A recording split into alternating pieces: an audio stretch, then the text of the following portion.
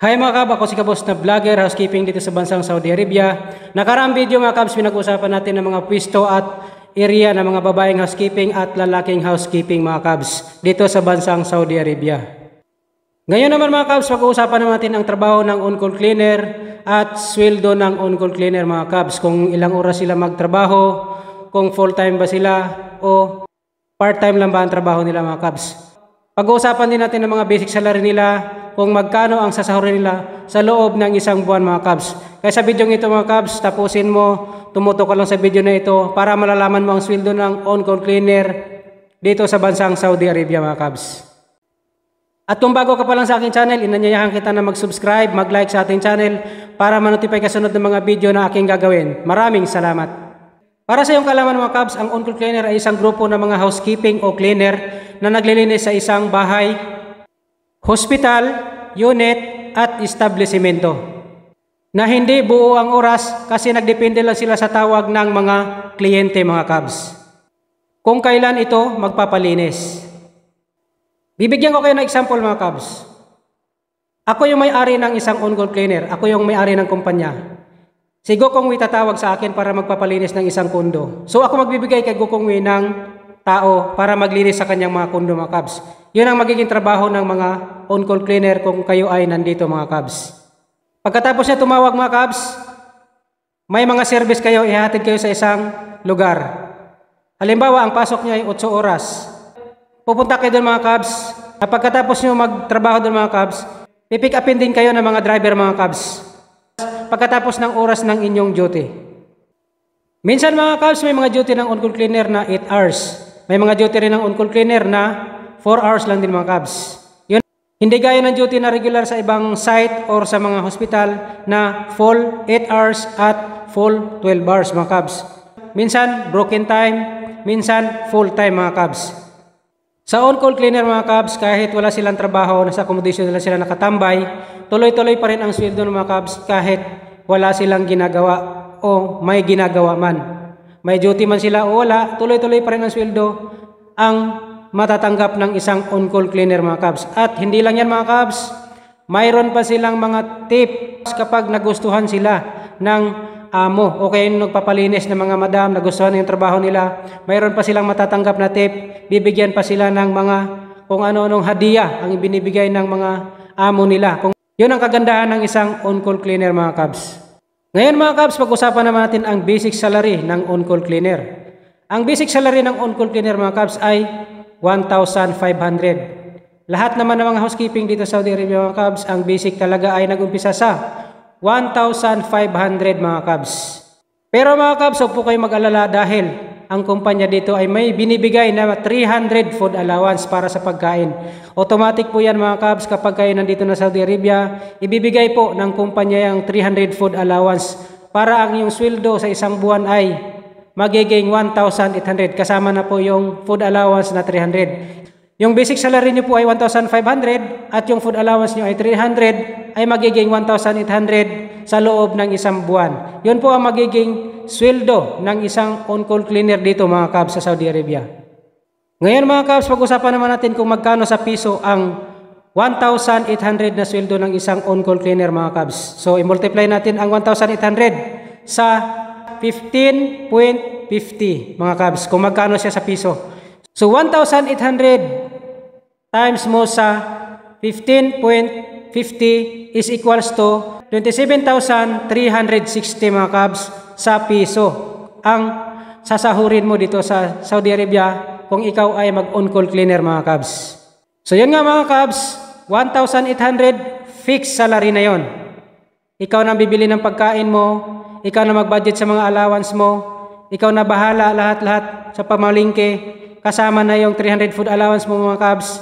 Yun na yun talaga ang fixed salary mo kung ikaw ay mag-on-call cleaner dito mga kabs sa bansang Saudi Arabia.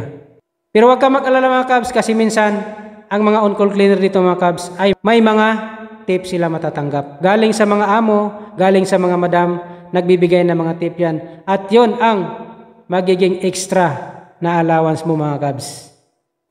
Yan nga mga kabs, sa 1,800 may trabaho man o wala, nakatambay kayo o nagtatrabaho kayo, fix na talaga yung sweldo nyo na 1,800 riyal.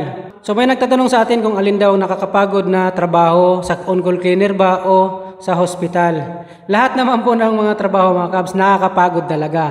Pero nagdidepende lang naman sa sitwasyon yan kung ano ipapagawa sa inyo kung on-call cleaner kayo. Sa hospital naman nagdidepende rin kung ano ipapagawa sa inyo kung sa hospital kayo. So lahat ng trabaho mga kabs nakakapagod. Kaya lang ang gagawin lang natin mga kabs, tiyaga at saka sakripisyo talaga kapag tayo ay nandito na sa bansang Saudi Arabia para kumita tayo ng pera para sa ating pamilya mga kabs. Sa on-call cleaner mga kabs, ang lagi mo makausap ay yung mga kasama mo lang talaga. Unlike doon sa hospital na marami kang makasalamuha, mga doktor, mga nurse at iba pang mga Pilipino na makausap mo mga kabs. Yun lang din yung kaibahan nila mga kabs. Tungkol naman sa mga day off mga kabs, 6 days working, after day off na. Pag may mga holiday mga kabs, may day off din kayo dito na minsan, 3 araw, 4 na araw, lalo na mga kabs kapag Ramadan time, Ramadan month. Nais ko lang idagdag mga kabs sa mga baguhang mag-apply ng housekeeping para sa ating mga kababayan. Kasi may nagtatanong sa akin nakaraan kung ano daw mga requirements para apply ng housekeeping papunta dito sa bansang Saudi Arabia. Wala naman talagang maraming requirements papunta dito mga kabs. Pag ikay nag-a-apply mga kabs, ang dalhin mo lang papunta sa agency, resume, passport lang talaga mga kabs. Yun talaga ang isasubmit mo doon sa agency sa Pilipinas mga kabs. Kapag ikay na-hire mo na mga kabs, natanggap ka na ng isang employer sa interview, ang agency sa Pilipinas ang magsasabi sa iyo na magpa-medical ka. Bibigyan ka ngayon ng referral ng agency kung saan ka magpa-medical. Pero ang gastos nun mga kabs, sa'yo, sarili mong pera. At ito pa mga kabs, minsan ang mga agency sa Pilipinas natin mga kabs, mayroon silang placement fee. Magbabayad ka muna ng placement bago ka makaalis. Kaya mga kabs, sa mga nagbabalak mag-apply ng housekeeping dito sa bansang Saudi Arabia, kailangan talaga may pera. Kasi hindi basta-basta mag-apply papuntang abroad mga kabs. Kailangan talaga ng pera, pamasahe, pagkain, medical, placement fee pa mga kabs. Yan talagang masakit din sa bulsa mga kabs. Pero may mga agency naman sa Pilipinas mga kabs na walang mga placement fee. Yung iba naman, salary deduction mga kabs ang ginagawa. Pero yun nga, kadalasan yan sa atin, may mga placement fee talaga mga kabs.